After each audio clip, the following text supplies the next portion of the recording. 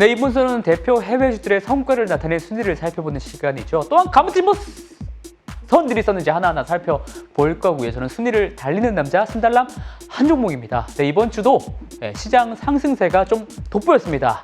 미국의 각종 경제 지표들이 좀 혼탁한 모습을 보이면서 사실 판단이 좀 쉽지는 않은 상황이거든요. 그런 와중에 AI 인기로 인해서 투자자들이 좀 자신감을 찾은 듯 보입니다. 그리고 캐나다에서는 금리를 올렸지만 미국 중앙은행은 이번 FOMC에서는 좀 금리를 동결할 것이다 라는 시각이 역시나 지배적이다라는 것도 시장을 이끌고 있는 것 같습니다. 이제 금리 결정이 일주일도 채 남기지 않은 상황이기 때문에 앞으로의 시장 상황에 귀추가 주목이 되는데요. 자, 매크로 상황은 쉽지 않은데 지수는 오르는 이런 어려운 상황 속에서 한국 투자자분들은 어떤 선택을 이번 달 한 주간 했는지 궁금해서 가져와 봤습니다. 네, 대한민국 투자자 6월 순매수 상위 10종목이고요. 리스트를 이렇게 쭉 보다 보니까 역시나 익숙한 종목들이 좀 많은 것 같습니다. 굉장히 의외인 것은 배당을 많이 주는 배당주 매수에 좀 가담을 많이 하셨다는 건데요. 여기 1위를 차지한 리얼티 인컴이라든가 여기 4위에 있는 코카콜라 같은 경우에는 역시 전형적인 배당주 성격을 많이 띠고 있습니다. 그리고 또 미국의 대표적인 메모리 반도체 업체죠. 5위에 있는 마이크론 테크놀로지도 많이 구매하셨고 빅테크 중에서 AI 혁명에 가장 외면받고 있는 듯한 6위에 있는 아마존에도 순매수를 많이 늘리셨습니다. 대개 시가총액이 큰 종목들 위주로 구성이 되어 있지만 여기 보시면 시가총액이 좀 작은 종목도 두 가지가 있거든요. 바로 아이온큐와 여기 8위에 있는 라이어 플랫폼스입니다. 네, 비트코인 채굴 기업인 라이어 플랫폼스인데요. 약 100억 원가량 순매수를 해주셨습니다. 시가총액이 2조 4천억 원 정도에 불과한 종목인데요. 아이온큐는 저번에 했으니까 오늘은 8위에 있는 라이어 플랫폼스로 한번 달려보겠습니다. 네, 우선 이 종목은 비트코인 채굴 기업이라는 정체성이 아주 분명한 종목이기 때문에요. 비트코인 가격에 굉장하게 민감하게 반응을 합니다. 이 말인즉 코인 가격의 향방에 따라서 라이어 플랫폼스의 가격도 유사하게 움직인다는 건데요. 그래서 제가 비트코인 가격이 올라갈 때와 내려갈 때를 구분지어서 라이어과의 상관관계를 한번 찾아봤습니다. 여기서 왼쪽 차트 한번 같이 쭉 보실게요. 이거 2020년 3월부터 2021년 11월까지가 상승 시기고요. 오른쪽 차트가 2021년 11월 고점부터 작년 11월 저점까지의 하락 시기입니다. 그리고 두 개의 차트에서 보시면 주황색이 상관관계를 나타내는 선인데요. 보통 어떤 두 개의 자산이 상관관계가 0.6을 넘으면 굉장히 관계성이 높다고들 평가를 하는데요. 그런데 상승 시기든 하락 시기든 0.6을 상회하는 것을 보실 수가 있습니다. 특히 이렇게 코인 가격이 급등하는 시기에는 그 상관관계가 더욱더 치솟게 됩니다. 그러니까 라이어 플랫폼스의 투자자로서 가장 행복한 시나리오가 있다면 그것은 바로 비트코인 가격이 상승이 나온다는 거죠. 그런데 이런 질문을 하실 수가 있습니다. 코인 가격이 오를 것 같으면 코인 그냥 사두면 되지 왜 채굴 기업을 사서 간접 투자를 하냐고요. 그래서 라이어 플랫폼과 그 경쟁자인 마라톤 디지털 그리고 나스닥 지수와 비트코인 가격까지 싸그리 함께 다 비교를 여기다 딱 해봤습니다. 이게 올해 수익률을 같이 비교해본 건데요. 여기서 제일 위에 있는 검정색 선인 라이어 플랫폼스입니다. 나스닥 지수가 올해 26%가량 올랐던 데에 비해서 비트코인 가격은 60% 넘게 급등했습니다. 하지만 채굴 기업인 라이엇과 마라톤의 경우에는 각각 208%, 181% 상승을 했다라는 말입니다. 채굴 기업들은 비트코인보다도 더욱더 변동성이 높기 때문에 이렇게 비트코인 가격이 상승하는 구간에서는 더 큰 주가 상승폭을 선물한다라는 말이 되겠습니다. 물론 변동성이 높다라는 것은 비트코인 가격 하락 시기에는 더욱더 큰 하락을 감수해야 한다는 말도 같습니다. 이 점은 반드시 유의해 주시길 바라고요.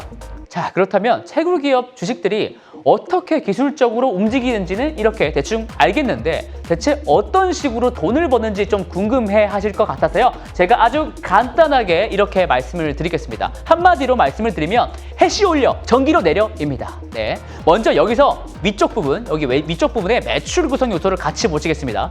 가장 먼저 나오는 것이 해시 용량인데요. 여기서 해시라는 건 비트코인을 채굴하기 위한 채굴 능력이라고 이해하시면 됩니다. 비트코인을 캐는 과정이 일종의 수수께끼와 같은 암호 문자를 푸는 것이다 라고 생각하시면 되는데요. 그런데 이 수수께끼를 푸는 과정에서 활용되는 함수가 바로 해시 함수라고 불리기 때문에요. 그래서 채굴 기업들의 채굴 능력을 해시레이트가 얼마다, 해시 용량이 얼마다 라고 표현들을 하는 겁니다. 그리고 채굴 기업이다 보니까 캐야 할 비트코인 가격이 현재 얼마나 되는지가 절대적으로 중요한 거고요. 좀 더 정확하게 말씀을 드리면 해시 함수를 잘 풀어서 채굴에 성공하게 될 때 채굴자들이 캐내게 되는 것은 코인이 아니라 블록이거든요. 이 블록은 10분마다 하나씩 생성이 됩니다. 그리고 이 블록을 생성하게 되면 채굴자들은 블록을 받는 게 아니라 6.25개에 해당하는 비트코인을 보상으로 받게 되는 시스템입니다. 그러니까 자연스럽게 비트코인 시세가 매출에 직결되는 것이죠. 매출만 잘 나와서는 안 되죠. 장사를 잘 하려면 비용 통제를 잘 해야 되지 않습니까? 채굴을 하려면 제일 먼저 필요한 것은 결국 채굴기입니다. 예전에는 GPU를 많이 썼는데요. 그런데 몇 년 전부터는 GPU가 아니라 비트코인 채굴을 위한 전용 주문 제작 칩을 사용합니다.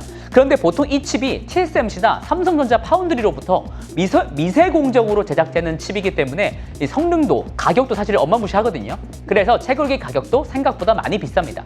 그 다음 채굴기를 샀으면 채굴기를 공장식으로 쫙 모아다가 이제 해시 함수 연산을 딱 시켜야겠죠. 근데 여기서 당연히 전기료가 엄청나게 발생합니다. 바로 이 전기 요금이 비트코인 채굴 기업들의 운영 비용에서 거의 80%, 8할을 차지하는 거거든요. 그래서 전기료가 굉장히 중요하다는 거 알아두시고요. 그 다음이 뭐 마케팅 비용이라든가 인건비라든가 그렇습니다. 자, 그렇다면 이제 채굴 기업이 돈 버는 방법을 알았으니까 앞으로 라이어 플랫폼스가 어떤 영향을 받게 될까, 그것을 기준으로 말씀을 드려보겠습니다. 가장 중요한 것은 결국 비트코인 시세죠. 채굴 기업 주식에 투자를 했다면 앞으로 비트코인 가격이 지금보다 많이 오를 것 같다고 예상을 딱 해야 되는 거 아니겠습니까? 그래서 제가 이 표를 준비를 해온 건데요. 비트코인 가격은 보통 4년마다 반감기라는 게 이벤트가 발생합니다. 반감기라는 거는 절반으로 줄어든다는 소리인데 뭐가 줄어드는 거냐면 아까 블록을 생성하고 채굴자들이 받아가게 되는 6.25개의 코인 보상이 있었죠. 이게 3.125개로 절반으로 줄어드는 겁니다. 이렇게 되면 비트코인의 유통 물량이 증가하는 속도가 줄어들 수가 있습니다. 그러니까 코인이 늘어나긴 하지만, 코인 숫자가 늘어나긴 하지만 늘어나는 정도가 줄어들다 보니까 좀 더 희소성을 띠게 된다는 것이죠. 그래서 이 반감기 전후로 해서 비트코인 시세가 많이 요동치게 되는데요. 주로 상승했던 경우가 많습니다. 이 차트를 보면 비트코인 가격이 최고점을 찍고 나서 그 직후의 가격 흐름을 나타낸 건데요. 2013년 12월, 2017년 12월, 2021년 11월 각각 과거의 고점이었습니다. 그 고점 이후에 모습들을 보시면 전부 다 상당히 유사하게 가격이 움직인다는 것을 알 수가 있죠. 여기서 검정색 선이 2021년 11월 이후에 지금의 사이클입니다. 그런데 과거 사례를 보면 이쪽 오른쪽쯤에 빨간색 점선으로 되어 있는 부분 보이세요? 이때가 바로 2016년과 2020년의 반감기였습니다. 그리고 이때를 전후로 해서 비트코인 가격이 급등했던 게 과거 두 차례가 있었다는 거죠. 앞으로 1년도 채 남기지 않은 내년 5월쯤에 또 반감기가 있을 것이다 라고 예상이 되고 있는데 반드시 이 과거의 궤도를 따라갈 것이다 라는 보장은 없지만 이 부분은 좀 유념할 만하지 않나? 라는 생각이 듭니다. 자, 그리고 또 다른 핵심 사항은 아까 말씀을 드렸던 전기료였습니다. 여기서 또 차트가 있는데 여기서 왼쪽 차트 보시면 미국의 월별 산업용 전기 요금이거든요. 단위는 킬로와트 시당 센트입니다. 지난 주황색 막대가 올해인데요. 가장 왼쪽에 있어요.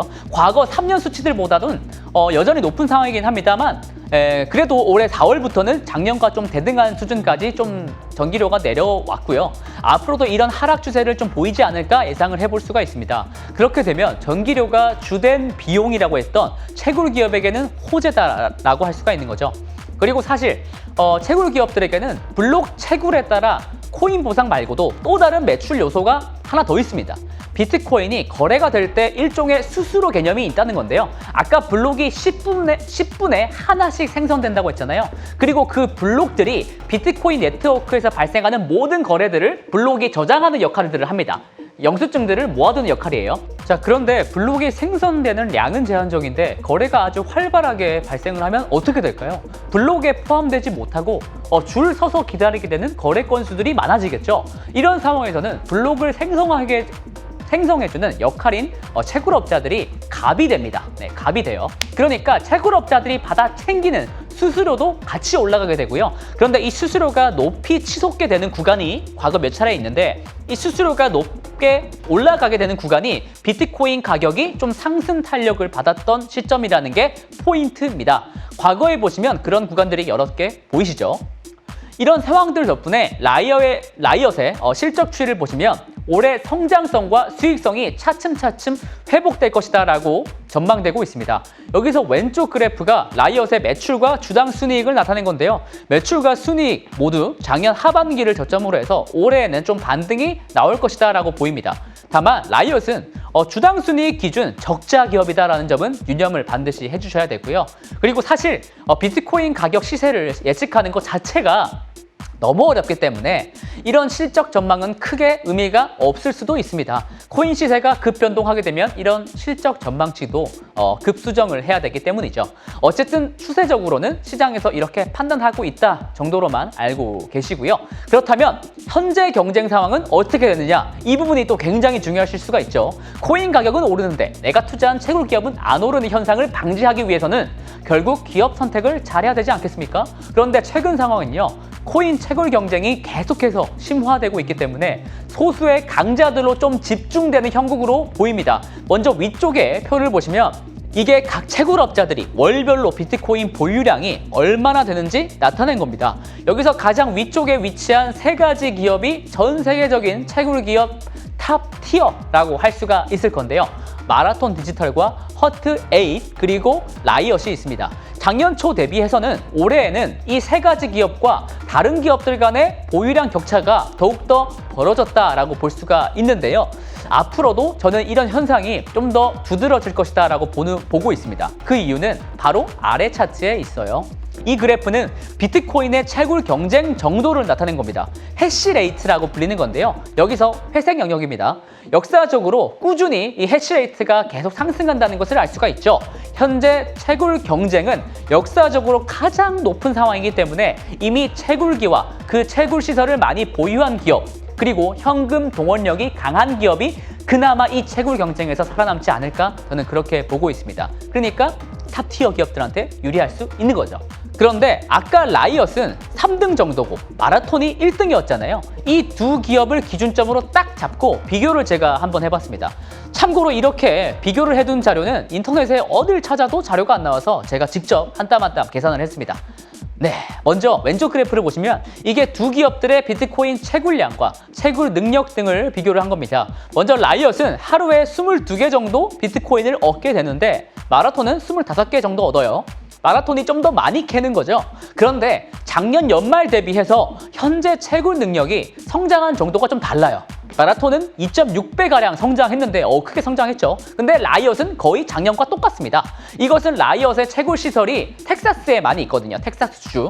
근데 작년 12월에 미국 텍사스에서 엄청난 겨울 폭풍이 몰아닥치면서 시설이 좀 망가졌다고 하더라고요. 현재 복구 작업 중이라고 하니까 몇 개월 안에 보수 작업이 마무리될 것으로 보입니다. 이에 따라서 현재 기준 해시 용량을 보시면 해시 용량은 비트코인 채굴 능력이라고 보시면 되거든요. 마라톤이 라이엇보다 50%가량 더 높고요. 이것은 바로 밑에 보시면 채굴기 대수가 훨씬 많기 때문에 그렇습니다. 마라톤이 더 많아요. 전체적으로 마라톤이 더욱더 뛰어난 상황인데 라이엇이 그래도 하나 눈에 띄는 장점이 있습니다. 바로 운영 능력이죠. 제가 초록색으로 해놨습니다. 전기료 대비 해시 능력, 그러니까 해시 함수를 푸는 그 채굴 능력이 라이엇이 마라톤보다 20%가량 더 좋습니다. 그러니까 같은 해시 능력, 같은 채굴 능력을 기준으로 한다면 라이엇이 전기료를 더 적게 낸다, 더 효율적으로 낸다, 더 효율화가 되어 있다는 거고요. 그런데 오른쪽 표로 시선을 돌리면 라이엇이 오히려 마라톤보다, 그러니까 1위 기업보다 시가총액이 더 높습니다. 올해 상승률이 더 높았기 때문도 있는데요. 그래서 가장 밑쪽으로, 가장 밑에 있는 표를 보시면 제가 밸류에이션을 따로 한번 따져봤거든요. 보통 밸류에이션을 따질 때 이익이나 매출로서 계산을 많이 하잖아요. 뭐 PER이나 PSR 그렇지 않습니까? 근데 채굴 기업은 결국 채굴 능력이 가장 중요한 것이다 보니까 해시 용량을 기반으로 밸류에이션을 제가 직접 계산해봤습니다. 근데 라이엇이 126배고 마라톤이 100배가 안 되더라고요. 그러니까 라이엇 주가가 좀 더 비싸게 평가받고 있다라고 해석할 수가 있습니다. 그래서 사실 이런 부분만 보면 마라톤이 더욱더 좀 매력적으로 보이는 것도 부인할 수가 없겠지만 라이엇과 마라톤의 또 가장 큰 차이점은 바로 부채 비율입니다. 네, 부채 비율. 제가 또 초록색으로 해놨어요. 라이엇의 부채 비율은 2%밖에 안 됩니다. 사실상 무차입 경영인데요. 그에 반해서 마라톤의 경우에는 135% 정도 되기 때문에 여기서 투자자들이 라이엇에 좀 더 큰 무게를 실어주는 것 같습니다. 작년에 비트코인 시장이 급 냉각됐을 때 채굴 기업들 몇 곳이 실제로 파산하기도 했었거든요. 아무래도 파산 리스크가 훨씬 더 적어 보이는 라이엇이 그래서 매력적으로 보이기도 하는 것이겠습니다. 자, 그리고 좀 더 다른 관점으로 넘어와서 말씀을 좀 드리겠습니다. 채굴 기업들은 코인 채굴 말고도 향후에 또 다른 옵션을 가질 수가 있습니다. 여기서 또 오른쪽 그림, 이 그림을 보시면요. 이게 라이엇의 채굴용 데이터 센터 내부 모습입니다. 이렇게 다닥 이렇게 다 붙어 있잖아요. 이게 다 채굴을 위한 반도체 구성품들인데 이렇게 거대한 데이터 센터를 운영했던 경험 능력은 최근에 가장 뜨거운 기술인 AI를 위한 연산을 도와주는 호스팅 사업에도 진출할 가능성이 충분히 있다 생각합니다. 물론 이 반도체들은 GPU가 아니라 채굴 전용 칩들이지만 조정이 가능할 수 있다고 저는 생각을 하고요. 실제로 채굴 기업들의 채굴을 또 도와주는 사업자가 있는데 그게 바로 어플라이드 디지털이라는 회사가 있거든요. 이 회사의 경우에는 지난달에 본격적으로 AI 사업에 진출을 해서 파트너십도 맺고 그랬습니다. AI는 연산이 많이 필요하니까 수요가 분명히 있을 것이다 라고 생각이 들고 있습니다. 그런데 말이죠. 일각에서 비트코인 채굴 기업들을 좀 안 좋게 바라보는 시각도 있습니다. 비트코인 그거는 당장 어디다 쓸 데가 없는데 채굴하는데 전기료가 엄청 드니까 이게 다 전기 낭비, 환경 낭비 아니냐. 그래서 친환경 관련 규제가 또 크나큰 리스크라고 할 수가 있는데 실제로 비트코인의 경우에는 여기 왼쪽 그래프 저도 이거 만들다가 되게 놀랐는데요. 이 그래프가 뭐냐면 연간 에너지 소비량입니다. 네덜란드보다 조금 낮긴 하지만 거의 비견될 정도로 에너지를 비트코인이 많이 잡아먹는데요. 이에 따라서 이산화탄소 배출량도 굉장히 높습니다. 비트코인 하나 캘 때마다 162톤의 이산화탄소가 발생을 한다고 하거든요. 하지만 이런 생각은 곧 기후로 바뀌지 않을까 싶습니다. 비트코인 채굴 작업이 빠른 속도로 친환경화되고 있기 때문인데요.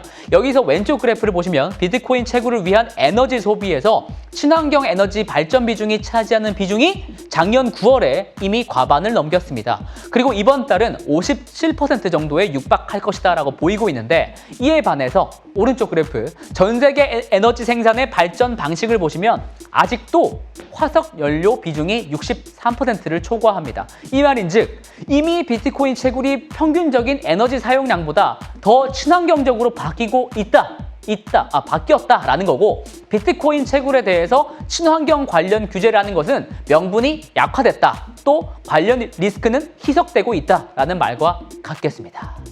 자, 이제 마지막인데요.